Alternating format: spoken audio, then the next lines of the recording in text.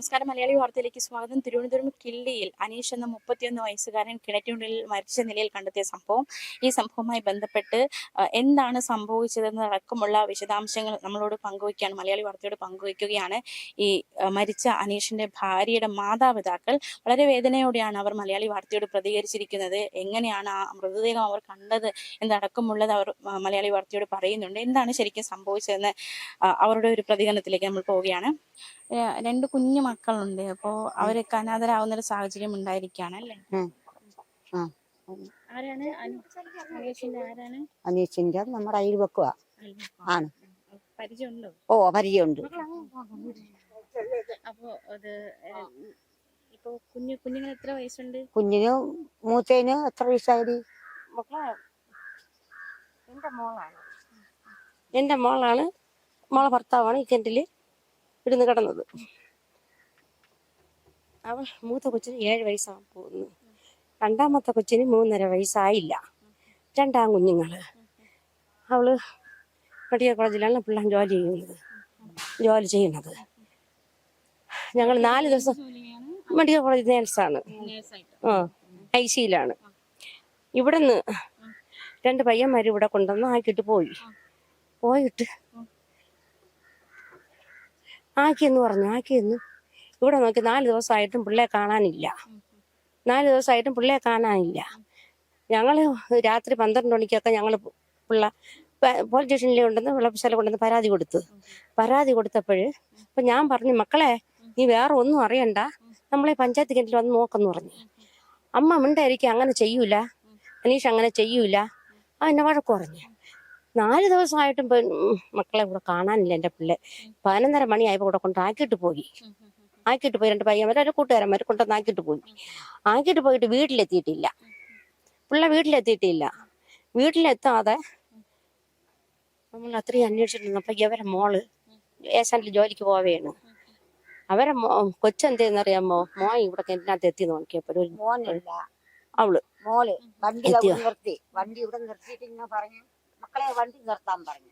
വണ്ടി നിർത്തിയിട്ട് ഇവർക്ക് ഒരു സംശയം പോലെ ഇങ്ങനെ എത്തി നോക്കിയപ്പോഴത്തേക്ക് കിടക്കുന്നു. അങ്ങനെ അവളെ മോളാണ് വിളിച്ച് ഇവരെ വീട്ടിലൊക്കെ അറിയിച്ചിട്ടാണ് പിന്നെ ഇവരെല്ലാരും അറിയിച്ചു. പോലീസ് സ്റ്റേഷനിലൊക്കെ അറിയിച്ചു. എല്ലാരും വന്നു. അങ്ങനെയാണ് പിള്ളേ എടുത്തത്.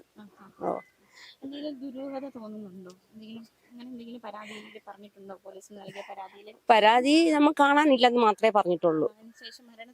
ഇതൊന്നും നമ്മൾ അറിഞ്ഞില്ലല്ലോ എന്താണെന്ന് സംഭവിച്ചത്. ഇനിയിപ്പോ എന്റെ ചേട്ടനെ വിളിച്ചാലേ എനിക്ക് പറയാൻ പറ്റുള്ളൂ. ചേട്ടനെ ഇങ്ങോട്ട് വിളിക്കാം.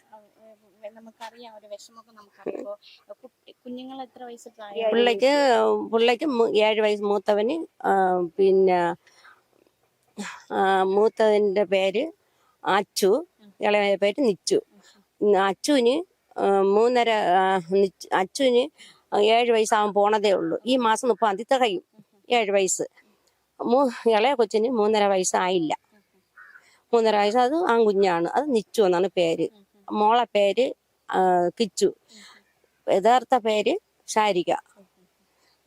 മോളെ ഭർത്താവിന്റെ പേര് ഒരു 7 വർഷം ആവും. നല്ല സ്നേഹമൊക്കെ തന്നെ, നല്ല ജീവിതമൊക്കെ തന്നെ, ഒരു കുഴപ്പമൊന്നുമില്ല. പിള്ളേ ഇവിടം വരെ വന്നു, അത്ര മാത്രമേ ഞങ്ങൾക്ക് അറിയാവൂ. പിള്ളേ ഇച്ചിരി കുടിച്ചിട്ടുണ്ടായിരുന്നു. അന്ന് നമ്മള് TV-യിൽ നോക്കി, ക്യാമറയിൽ നോക്കിയപ്പോ 11:30 മണി വരെ ഇവിടെ കൊണ്ടുവന്നാക്കി. ആക്കിയപ്പോഴ് കൊണ്ടുവരാക്കി. പിന്നെ പിള്ളേ എങ്ങോട്ട് പോയി? അതാണ് ഞങ്ങൾക്ക് അറിയേണ്ടത്. ഞാനിപ്പോ അതും പറയുന്നുണ്ട്, എന്റെ പിള്ളേ എങ്ങോട്ട് പോയി എന്നാണ് ഞങ്ങൾ അന്വേഷിക്കുന്നത്. ഞാനും എന്റെ മോളും എല്ലാവരും, അവന്റെ കൂട്ടുകാരന്മാരെല്ലാവരും എവിടെ പോയി എന്നാണ് ഞങ്ങൾക്ക് അറിയേണ്ടത്. പക്ഷെ 11:30 മണിയായിട്ടും പിള്ളേ ഇവിടെ കൊണ്ടുവന്നാക്കി. പിള്ളേ കാണാനില്ല. എങ്ങോട്ട് പോയി എന്ന് അറിയാനും പാടില്ല. കാണാനില്ല.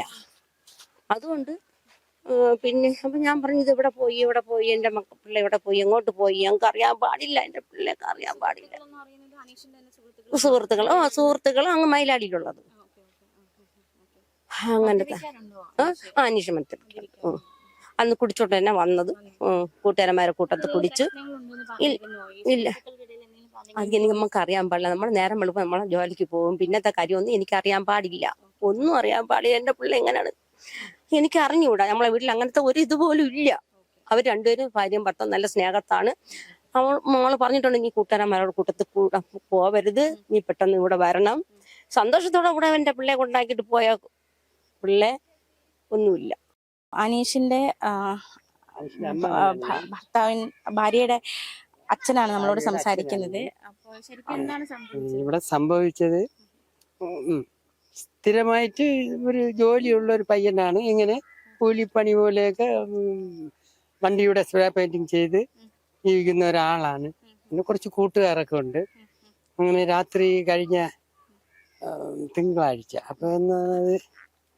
തിങ്കളാഴ്ച ഇവിടെ നിന്ന് ഒരു 11 മണിക്ക് വീട്ടിൽ നിന്ന് കാപ്പിയൊക്കെ കുടിച്ച് കൊച്ചുമോൻ 2 മക്കളുണ്ട്.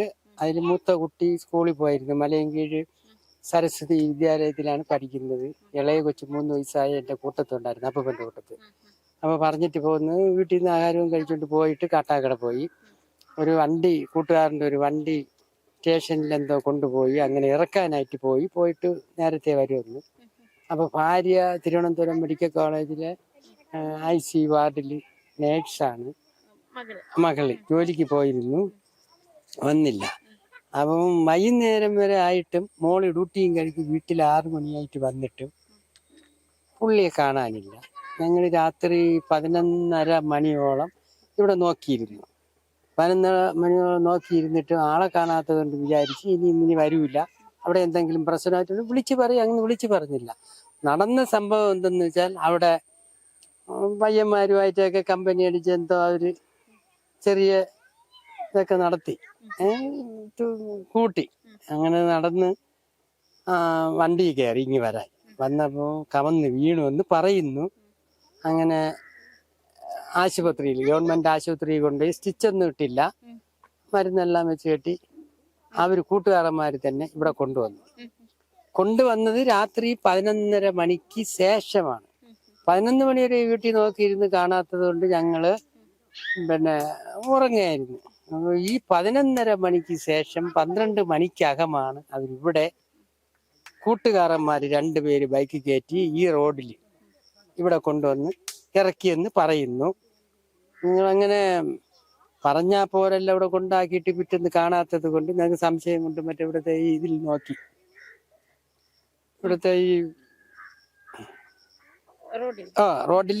റോഡിലല്ല മറ്റേ ഇതിന്റെ എല്ലാം നോക്കി അവർ കൊണ്ടുവരുന്നതായിട്ടും വിടുന്നതായിട്ടും കണ്ടു. അപ്പൊ ഇന്നലെ പോലീസ് അങ്ങനെ ഞങ്ങൾ വിളപ്പിശാല സ്റ്റേഷനിൽ പിറ്റേന്ന് 2-ന്റെ അന്ന് കേസ് സമർപ്പിച്ചു. അവിടെ കാര്യങ്ങളെല്ലാം ഇങ്ങനെയാണെന്ന് പറഞ്ഞു. അന്വേഷണത്തിന് അവരന്വേഷിക്കണമെന്നുണ്ടെന്ന് പറഞ്ഞ് ഞങ്ങളെല്ലാവരും, ഇതാണ് കിണർ, ഈ കിണറ്റിൽ നോക്കി, അപ്പുറത്തൊരു കിണറുണ്ട് അത് നോക്കി. ഇവിടുത്തെ പരിസരം കാടായതുകൊണ്ട് കുറച്ച് മൊത്തം എല്ലായിടവും നോക്കി, കാണാനില്ല. തിങ്കൾ ദിവസമായി ചൊവ്വയും കണ്ടില്ല. ബുധനാഴ്ച, അതായത് ഇന്നലെ രാവിലെയാണ് ഈ ഡെഡ് ബോഡി ഇവിടെ നികന്നത്. അപ്പൊ പുള്ളി അവിടെ നിന്ന് നടന്ന് വരുന്ന വഴിക്ക് ഇവിടെ ചാരി നിൽക്കുകയോ അങ്ങനെ വീണതോ, നല്ല പൊക്കമുണ്ട്, എന്നെക്കാട്ടിയും പൊക്കമുണ്ട്. പിന്നെ അങ്ങനെ വീണതാണോ അല്ലാതെ കൈവരിപ്പുറത്തിരുന്ന് വീണതാണോ, ഈ ശാരീരികമായിട്ടുള്ള ഈ അസ്വസ്ഥത ഉള്ളിലുള്ളത് കൊണ്ട് ഇവിടെ കിടന്ന് വീണതാണോ എന്ന് ഒരു പിടിയുമില്ല. ഇവിടെ ആള് വന്ന്, പോലീസൊക്കെ വന്ന്, ഫയർഫോഴ്സ് വന്ന് ഡെഡ് ബോഡി മുകളിലെടുത്ത്, മറ്റാൾക്കാരൊക്കെ വന്ന് എല്ലാം നോക്കിയെടുത്ത് പോസ്റ്റ്മോർട്ടം കഴിഞ്ഞ് ഇവിടെ കൊണ്ടുവന്ന് 6-7 മണിക്കകത്ത് അടക്കം കഴിഞ്ഞു. പക്ഷെ അതിൽ കൂടുതലൊന്നും നമുക്ക് റിപ്പോർട്ട് കിട്ടിയിരുന്നില്ല. അല്ല, എല്ലാം നടത്തി, ക്ലിയർ ആയിട്ട് എല്ലാം ചെയ്തു. അവര് മൊത്തം വന്ന് എല്ലാം ചെയ്യേണ്ടതെല്ലാം അതിന്റെ വെരിഫിക്കേഷൻ എല്ലാം നടത്തി. സംഭവം ഇന്ന് 2-ാം ദിവസമായി. കുഞ്ഞുമക്കള് 2 താണ്ടായിരുന്നു. ഇതാണ് 2 കുഞ്ഞുമക്കള്. മൂത്തയാളിന് 6 വയസ്സ്, ഇളയാളിന് 3 വയസ്സ്. വലിയ പ്രശ്നമല്ല. മദ്യപിക്കുമ്പോ ചെറിയ മദ്യപാനം കൂട്ടുകാരുമായിട്ട് കമ്പനി കൂടുന്ന കൂട്ടത്തിലാണ്. അല്ലാതെ ഇവിടുത്തെ നാട്ടുകാർക്കോ വീട്ടിൽ വലിയ ബഹളോ ഒന്നുമില്ല. അല്പനേരം ഇതിന്റെ എഫക്റ്റ് തീരുന്നത് വരെ ആള് പുള്ളിയൊക്കെ സ്വപ്പ ഇതാണ്. അപ്പൊ അല്ലാതെ കൂടുതലൊന്നും ഇല്ല. അതെ ഈ പുള്ളി കൂടെ കൊണ്ടുവന്നത് ഇവിടെ ഈ ആളെ. ചേട്ടൻ അനിയനല്ലേ?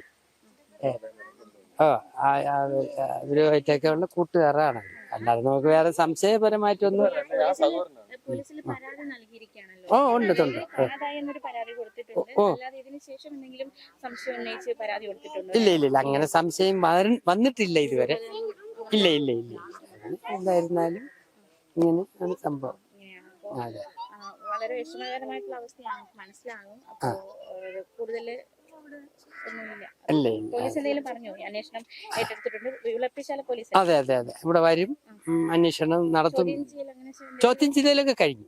അങ്ങനെ ഞാൻ ഇവിടെ വന്ന് എല്ലാവരും കൃത്യം വിവരങ്ങളെല്ലാം ചോദിച്ച് ശേഖരിച്ച് അവര് കറക്റ്റ് റിപ്പോർട്ടൊക്കെ എഴുതി എല്ലാം ചെയ്തിട്ടുണ്ട്. അങ്ങനെ ഇവിടെ എതിർത്ത് വരാനുള്ള ഒരു സാഹചര്യം ഒന്നും ഇത്രയും നേരം വരെ ഉണ്ടായില്ല. ഇനി ഇതിന് മേലെന്തെങ്കിലും ഉണ്ടാകുമെങ്കിലേ ഉള്ളൂ. അതിപ്പോ അങ്ങനെ വരാൻ സാധ്യതയില്ല.